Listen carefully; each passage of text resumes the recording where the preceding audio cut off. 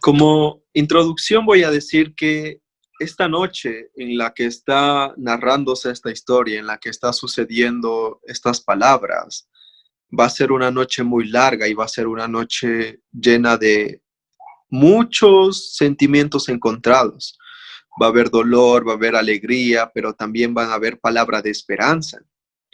También me gustaría citar que cuando nosotros escuchamos la palabra de Dios, estamos haciendo bien porque estamos escuchando palabra viva, palabra verdadera, palabra eficaz que nos va a llevar a un entendimiento más, a conocer más a Dios y a enamorarnos de Él. Y en esta noche vamos a escuchar palabra directamente de nuestro Señor Jesucristo, que estuvo instruyendo a sus discípulos sabiendo que Él va a morir, sabiendo que a la mañana siguiente va a ser arrestado, sabiendo que va a encontrarse en un complot con un juicio arreglado, con un juicio que por supuestamente él pudo haber ganado, pero estaba obedeciendo a su padre. Él estaba haciendo lo que su padre le envió a hacer. Estaba diciendo palabras mismas de su padre. Él mismo dice, yo no estoy hablando mis propias palabras, yo estoy hablando lo que me envió mi padre a decirlos, y mis palabras son verdaderas. Y esto estamos escuchando nosotros hoy día, en este momento, las mismas palabras que Jesús dijo hace como 2000 años a sus discípulos. En el capítulo 13 hasta el capítulo 17 es una noche muy larga y nosotros vamos a mirar cómo Jesús mostró ejemplos a sus discípulos, comenzando en el capítulo 13, que fue en la cena, y él comenzó a darles ejemplo de humillación, de servicio, lavando los pies de sus discípulos. En ese momento, en el capítulo 13, ya salió Judas a hacer el complot contra nuestro Señor Jesucristo para venderlo, para que lo arresten. Y ahora quedan los 11 junto a nuestro Señor Jesucristo. Y van a salir de ese aposento alto donde estaban cenando y van a caminar por las calles de Jerusalén hacia las afueras de la ciudad, hacia los muros. Y allá va a ser arrestado. Allá va a tener una oración con sus discípulos, la oración que marcó mucha diferencia a ellos, dándoles tanto ánimo, encomendándoles a su Padre en sus manos. Es interesante que en el capítulo 14 menciona a sus discípulos diciéndoles que es necesario que Él vaya para que venga el Consolador. El Consolador, quien les va a enseñar, quien les va a recordar las palabras que nuestro Señor Jesucristo les dijo. Y esto es muy interesante porque tiene que ver mucho en el capítulo 15, en nuestro texto. Y para entrar a estudiar versículo por versículo, me queda nada más decir que en el capítulo 15 estamos hablando de relaciones que se dividen en tres partes. En el capítulo 15 hay tres relaciones diferentes. La primera, el creyente, su relación con Dios. La segunda, el creyente, su relación con otro creyente. Y la tercera, el creyente, la relación con un no creyente. Y vamos a mirar, no sé si hoy totalmente, pero cómo nuestra relación con Dios va a influir en nuestra relación con mi hermano creyente y cómo mi relación con Dios también va a influir en mi relación con alguien que no es creyente. Con esto en mente, sabiendo que Jesús va a morir, sabiendo que Jesús va a escoger sus palabras y que va a dar un mensaje que sabe que es de ánimo, que sabe que es de esperanza, porque Él sabe que sus hijitos se van a quedar solos sin un líder, sabe que no van a tener a alguien que les guíe qué hacer y todos se van a dispersar. Sabe que estas palabras van a ayudar a sus hijitos en los problemas, para que se reconcilien, para que estén en comunión y, por supuesto, para que estén en comunión con Él mismo, con Jesucristo. Vamos ahora sí al capítulo 15, versículo 1. Estamos en Juan, capítulo 15, versículo 1.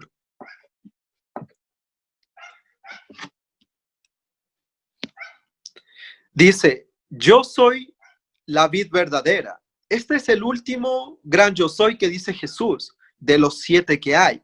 Y es interesante saber que él dice, yo soy la vid, porque en la mente de un judío, cuando está escuchando vid, probablemente se le viene inmediatamente a su cabeza que es el pueblo de Israel. ¿Por qué lo digo? Fíjese en Salmos 80 cómo el autor se refiere al pueblo de Israel en el versículo 8. Salmo 80, versículo 8. Hiciste venir una vid de Egipto, echaste las naciones y plantaste, hablando de cómo Dios sacó a los pueblos que habitaban en Canaán y plantó allí la vid, el pueblo de Israel. Fíjese el versículo 14. Oh Dios de los ejércitos, vuelve ahora, mira desde el cielo y considera y visita esta viña, la planta que plantó tu diestra, el renuevo que para ti afirmaste. Y es más increíble porque es más específico el profeta Isaías en el capítulo 5, versículo 7. Fíjese lo que dice el profeta Isaías acerca del pueblo de Israel. Versículo 7. Ciertamente la viña de Jehová de los ejércitos es la casa de Israel, y los hombres de Judá, planta deliciosa suya. Los judíos estaban pensando en un pueblo, estaban pensando en sus raíces, en sus ancestros, en sus ancianos, en sus antepasados, en los gran patriarcas de donde ellos vinieron. Y Jesús dice, yo soy la vid, la vid verdadera. De hecho, Jesús mismo va a referirse al pueblo de Israel como la vid en Lucas capítulo 20, pero no vamos a ir allí. Nosotros conocemos la parábola de cuando el dueño de la viña presta a alguien para que lo labre. Y estos empleados, estos labradores, estas personas que están encargadas de los labores en la viña, masacran a los empleados, masacran incluso al heredero, al hijo mismo dueño de la viña. Y esto es así. ¿Por qué? Porque él mismo se menciona a que estas personas mataron a los mensajeros. Y antiguamente también este mismo pueblo mató a todo profeta. Y más adelante, en capítulos más adelante, van a matar al hijo, al dueño de la vid, al heredero de aquella viña. Y Jesús se presenta hoy como el heredero, como el dueño, como el rey, como el que tiene todo y como la vid verdadera. Yo soy la vid verdadera. No hay ninguna otra vid. Yo soy el único verdadero, el único heredero. Y esto va a aclararnos más, porque tiene mucho sentido las siguientes palabras. Y mi Padre es el labrador, refiriéndose a Dios, versículo 2. Todo pámpano que en mí no lleva fruto, lo quitará, y todo aquel que lleva fruto, lo limpiará para que lleve más fruto. Es decir, que nuestro Señor Jesucristo está describiendo cuál es la labor suya y cuál es la labor de su Padre. Su Padre va a limpiar aquellos pámpanos que están produciendo y va a quitar aquellos pámpanos sucios que no producen. Y esto aclara el versículo 3. Y vosotros estáis limpios por la palabra que os he hablado. Y esto les da una esperanza a los discípulos, porque les está advirtiendo en el versículo 2 que los que están sucios, que los que no producen frutos, van a ser quitados. Pero les está dando un alivio en el versículo 3, diciendo, ustedes ya están limpios. Es decir, que mi Padre no les va a quitar la palabra que yo les he dicho a ustedes, lo que yo les he estado diciendo, eso les ha limpiado y va a impedir, y eso es lo que va a hacer que ustedes permanezcan en esta vid, que permanezcan en esta viña y no sean cortados. Pero también les advierte que si no producen, el Padre asimismo como los mantiene, los va a cortar. Versículo 4. Permaneced en mí. Y esta es una de las palabras que se van a repetir una y otra vez, más de 10 veces en todo nuestro pasaje. Permaneced en mí, el que no permanece en mí, permanezcan en mí. Y esto es de lo que se trata en esta noche en nuestro estudio. Que los discípulos de Jesús tienen que permanecer en él. Y tenemos que preguntarnos ¿para qué? ¿Por qué? El versículo 2 nos dice que el que permanece en él va a permanecer, va a ser cuidado, va a ser limpiado por el labrador para llevar frutos. Versículo 4, permanecer en mí y yo en vosotros, como el pámpano no puede llevar fruto por sí mismo, sino pertenece en la vid. Así tampoco vosotros, si no permanecéis en mí. Yo soy la vid, vosotros los pámpanos, el que permanece en mí y yo en él, este lleva mucho fruto, porque separados de mí, nada puedes hacer. Y ojo, versículo 6, el que en mí no permanece, será echado fuera como pámpano, y se secará y los recogerán, y los echarán en el fuego, y arden, y arden. Nos aclara al menos estas cosas. La primera, es imposible dar fruto fuera de Jesús. Sus discípulos no van a poder dar fruto fuera de él. Es imposible. No hay esa manera. La única manera para dar frutos es estando en Jesús. Es estando con él, estando en él. Y uno se puede preguntar, hermanito, ¿cómo estoy con él? ¿Cómo permanezco en él? Fíjese el versículo 3. Y a vosotros estáis limpios. ¿Por qué? Por la palabra que os he hablado. Y esta relación tiene que ver exactamente con eso. Uno no puede estar en comunión con Dios, uno no puede estar en comunión con Cristo si no le escuchamos a Él. Uno no puede llenarse, no puede saber la verdad si nunca va a escuchar la palabra de Dios.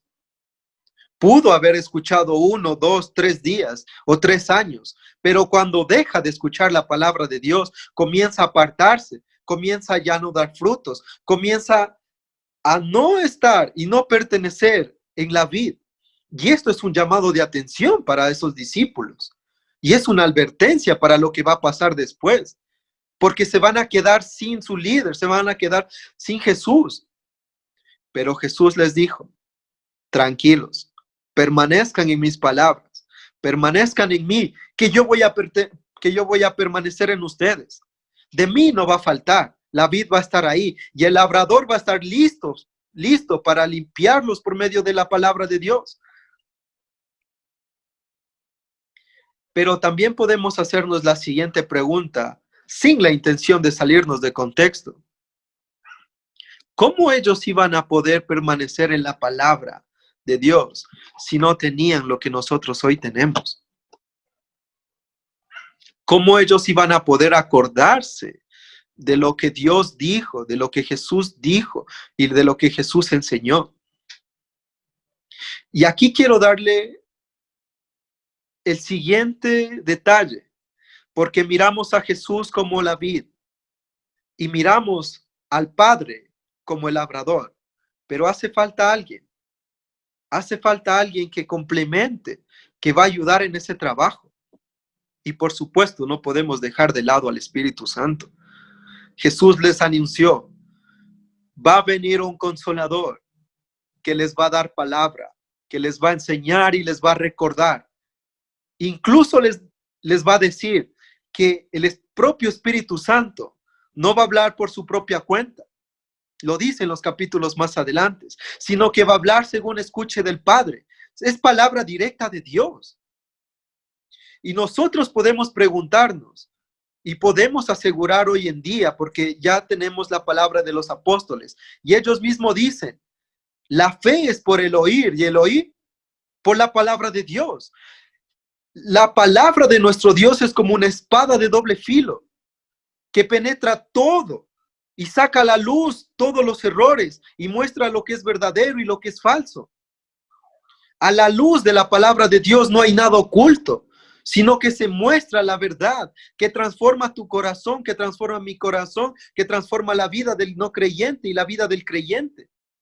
Es quien produce la fe en nuestros corazones. El evangelio de nuestro Dios es la palabra de Dios y eso nos hace creer en que nuestro Señor Jesucristo murió, resucitó y es sepultado. Y es lo mismo que les va a hacer creer a ellos que Jesús es el Hijo de Dios. Esa palabra que vive, que es eficaz, que hace crecer la fe en nuestros corazones, es la que también nos santifica cada día. Y aquí también nos podemos hacer una pregunta. Si yo no estoy estudiando la palabra de Dios, si yo no estoy escuchando la palabra de Dios, ¿cómo pues mi relación con Dios, mi relación con Jesucristo va a mantenerse? Es imposible. Es imposible mantener una relación sin comunión, sin comunicación, sin tener en contacto. Fíjese el versículo 8. Este es el propósito. Este es el propósito de mantenerse en Jesucristo, de mantenerse en su doctrina, de mantenerse confiando en Él. En esto es glorificado mi Padre. ¿En qué? En que llevéis muchos frutos y seáis así mis discípulos. Un verdadero discípulo de Dios, un verdadero discípulo de Cristo va a escuchar, va a mantenerse y por supuesto va a guardar los mandamientos de nuestro Dios.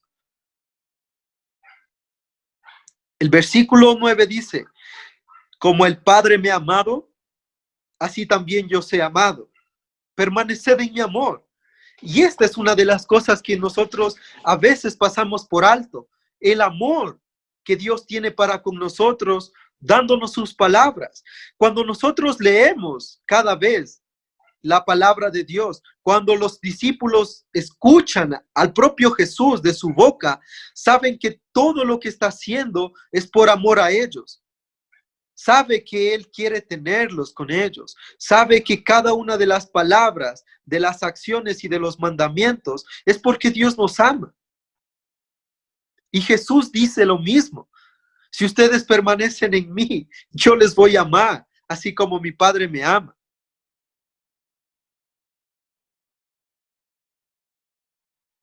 Versículo 11.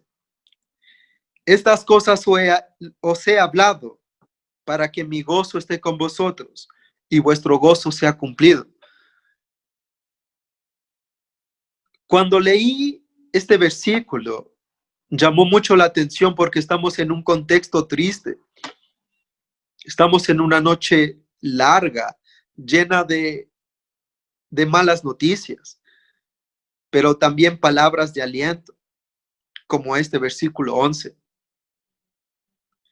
Jesús quiere dejarle a usted el gozo, le está diciendo a sus discípulos. Jesús quiere darles el gozo, la alegría, que solamente la palabra de Dios, que solamente Jesús puede entregar. No hay nada más en este mundo que a sus discípulos pueda hacerles feliz en medio de las tribulaciones. No hay nada en este mundo que les pueda hacer tan feliz como las palabras de esperanza que Dios da a sus discípulos, a los verdaderos discípulos que permanecen en Él, que permanecen en Él. Y podemos preguntarnos, ¿cómo está mi relación hoy con Dios?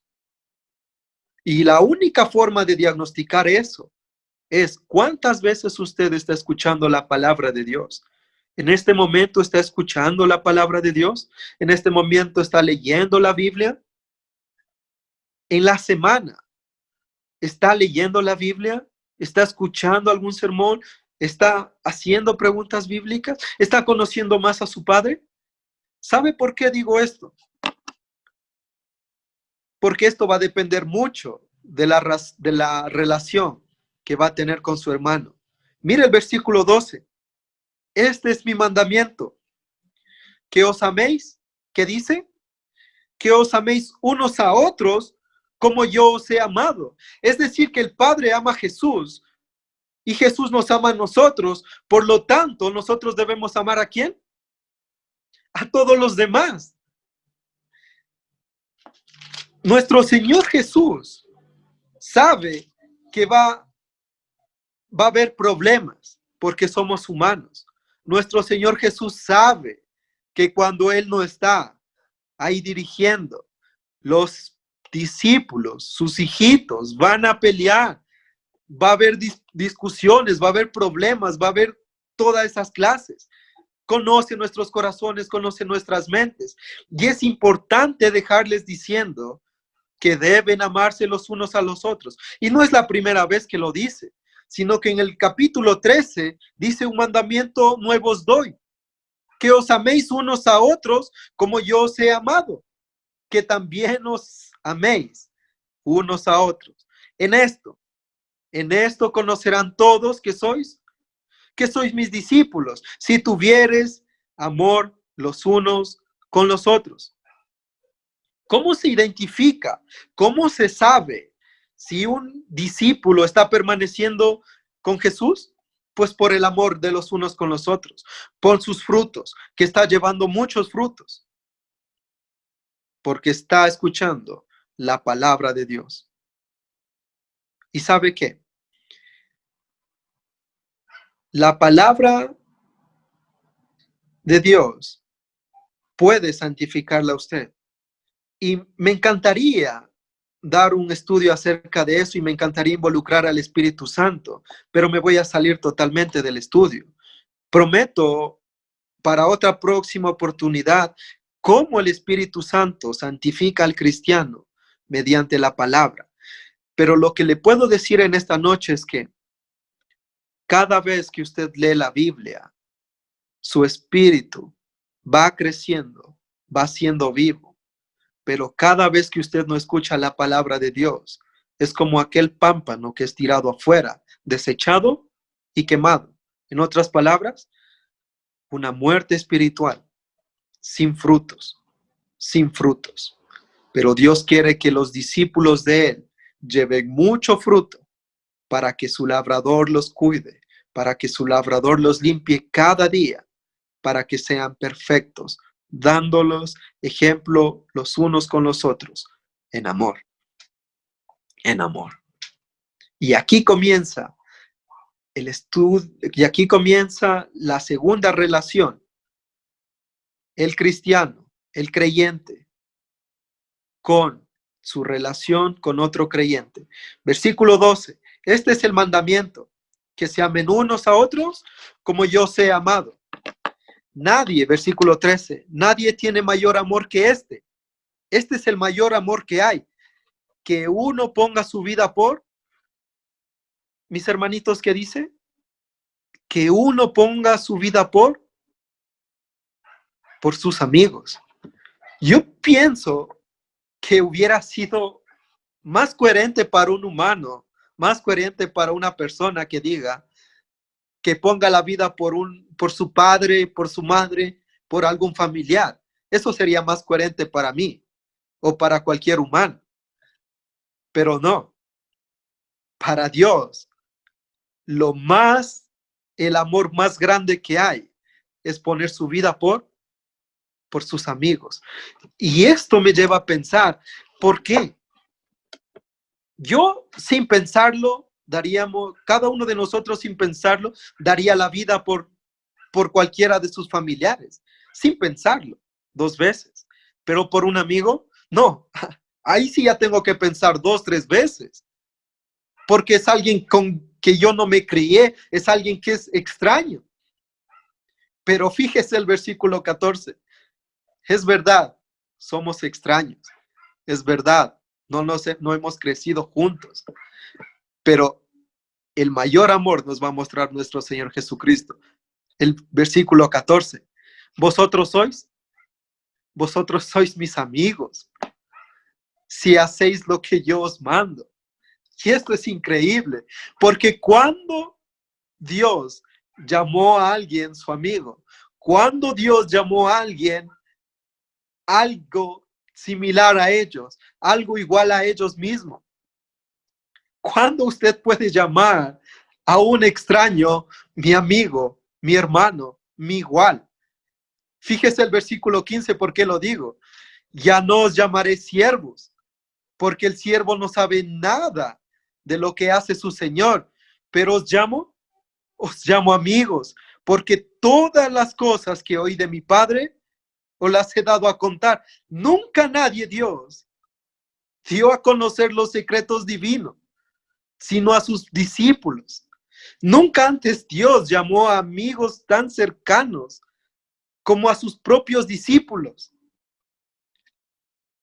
Dios está haciendo una nueva etapa con los discípulos. Dios está haciendo una nueva forma y una nueva relación más personal con usted y conmigo, llamándonos y enseñándonos todos sus secretos divinos mediante su Hijo.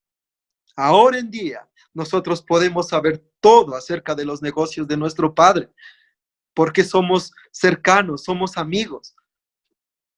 Y con eso, nosotros, o mejor dicho, Jesús, va a dar su vida por los amigos, por sus discípulos, pero no por cualquier discípulo, sino por los que hacen lo que Él manda, lo dice el versículo 14. Versículo 16, no me elegisteis vosotros a mí, sino que yo los elegí a vosotros, y os he puesto para que vayas y llevéis fruto nuevamente. El que permanece en Jesús va a llevar fruto. El que permanece en Jesús va a tener amor por los otros. El que permanece en Jesús va a dar la vida por uno de sus amigos. Y esto me llama tanto la atención hoy en día porque tengo que examinar mi corazón. Ustedes son mis hermanos. Por lo tanto, ustedes son mis amigos. Y tengo que preguntarme, ¿en verdad siento eso en mi corazón? ¿En verdad estoy sintiendo que puedo dar la vida por uno de ustedes? ¿Que ustedes pueden dar la vida por mí? ¿En verdad? Eso nos está llamando mucho la atención a nuestras conciencias, a nuestros corazones. Usted puede llamarme o puede decirme que estoy exagerando, pero lo dice. Nuestro Señor Jesucristo, a usted y a mí, unos simples desconocidos, los está diciendo a sus discípulos, yo voy a dar la vida por ustedes. Y lo va a hacer de una manera muy dolorosa. Lo va a hacer de una manera muy dolorosa. Y vuestro fruto permanezca, versículo 16, para que todo lo que pidáis al Padre en mi nombre, Él os lo dé. Esto os mando, que os améis unos a otros. Permanecer en Jesús nos va a enseñar al menos que es imposible llevar frutos fuera de Él. Apartándonos de Cristo, apartándonos de su palabra, nosotros morimos. Un cristiano que lleva fruto delante de los ojos de Dios es aceptado. Delante de los ojos de Dios es un pámpano bueno que lo va a cuidar, que lo va a mantener, que lo va a regar día tras día. Y el Padre nos va a ayudar a limpiarnos y a llevar mucho fruto. Sin Cristo, sin su palabra, nada podemos hacer. No podemos llevar un verdadero fruto. Y también voy a decir lo siguiente en cuanto a doctrina. Este pasaje nos enseña a nosotros que también es posible caer de la gracia de Dios, que también es posible perder la gracia de Dios, porque está hablando de pámpanos que estaban ahí, pero son retirados y botados a un fuego a ser quemados.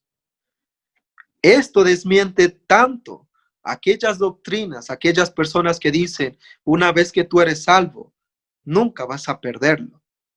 Nuestro propio Señor Jesús nos está diciendo, ojo, ojo, mis queridos discípulos, ojo, mis queridos hermanitos, ojo, mis amigos, pueden ustedes caer, pueden ustedes ser echados porque no llevan frutos.